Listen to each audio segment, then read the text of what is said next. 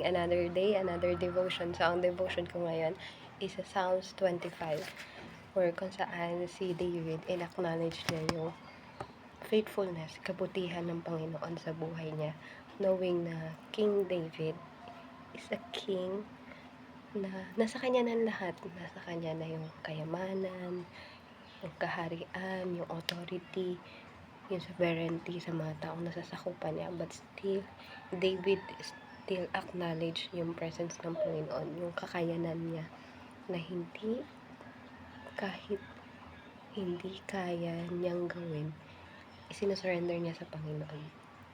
And ang nakuha kong lesson dun sa story is when we think na hindi natin kaya yung isang bagay, when we lose hope sa mga bagay na gusto natin, but if we surrender it to God, God will move, and God is faithful, and God is loving, and in God's perfect timing, ibibigay niya yung desire ng puso natin.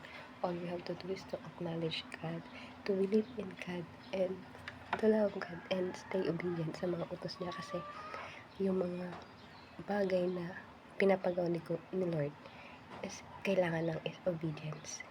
May mga bagay siyang pinapapagawa kung saan makakatulong sa atin, at the same time ma-achieve yung goal natin here on earth, which is to love God, to share the word of God, and to be with God, and to love the people around us, and yung wealth and everything will follow as we look into God, into Jesus.